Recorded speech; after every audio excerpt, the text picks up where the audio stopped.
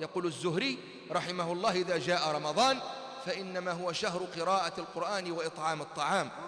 فمثل لنفسك أيها السامع وأنت الآن على سرير الموت وهو ينادي عليك بلسان الحال ويقول: انظر إلي بعقلك، أنا المعد لحملك، أنا سرير المنايا، كم سار مثلي بمثلك.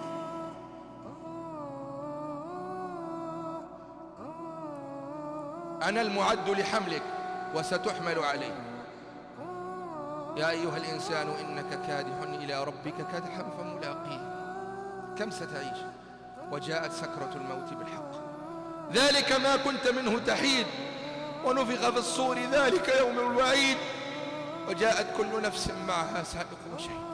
والله الذي لا إله إلا هو لو رد الله تعالى الأموات إلى الحياة لسارعوا جميعا إلى دخول المساجد. والله لن يعود أحد إلى زوجته ولا إلى أولاده. والله لن يقول أحد هاتوا لي الطعام والشراب، بل يخرج الإنسان نادما على تفريطه في جنب الله. أن تقول نفس: يا حسرة على ما فرطت في جنب الله. إنك عند سكرات الموت لن تموت نادما على فوات مسلسل أو فوات فيلم، بل لن تخرج نادما إلا على فوات ركعة أو سجدة لله جل وعلا. هذه المسلسلات والأفلام التي أعدتها وسائل الإعلام الوطنية والقومية إنما هي خيانة لله ورسوله وللأمة الإسلامية، يريدون بها صد الناس عن طاعة الله تبارك وتعالى. ويأتي واحد مغفل أحمق يقول: والله احنا المواطنين نحب نخفوا عليهم أعباء الصيام. الله يكثر خيرك، بارك الله فيك. يعني أن الصيام شبح مخيف، الصيام عدو المنافقين، الصيام والطاعات عدو المنافقين. يقول أبو هريرة رضي الله عنه وأرضاه: لقد جاءكم شهر كريم مبارك بمحلوف رسول الله صلى الله عليه وسلم، ما مر على المؤمنين شهر خير لهم منه، وما مر على المنافقين شهر شر لهم منه.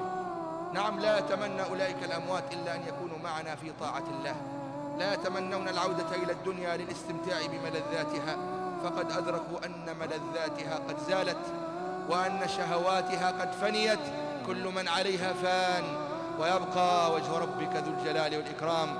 كلا إذا بلغت التراقي، إذا بلغت الروح الترقوة، وقيل من راق وظن أنه الفراق، والتفت الساق بالساق، إلى ربك يومئذ المساق.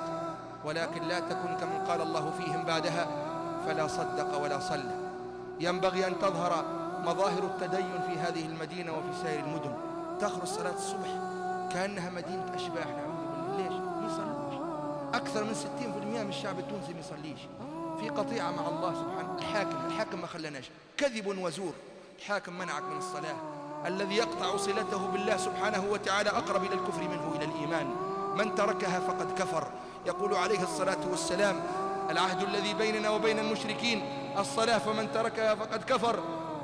ويقول: بين العبد وبين الشرك والكفر ترك الصلاة. تخرج إلى صلاة الفجر كأنها مدينة أشباح. الله المستعان. والله يقال أن في أندونيسيا وماليزيا وبلاد شرق آسيا، الشرق الأقصى شرق آسيا، تخرج في صلاة الصبح تجد أن المدينة كلها قد خرجت. يعتبرون صلاة الصبح وهم من العجم مفتاح الصباح. ونحن نبدأ يومنا بمبارزة الله بالمعصية، بتضييع الواجب وتضييع الفريضة. وناهيك عن أولئك الذين سيعمرون المقاهي على موائد الميسر والقمار حتى يؤذن الفجر. اللهم لا تؤاخذنا بما فعل السفهاء منا.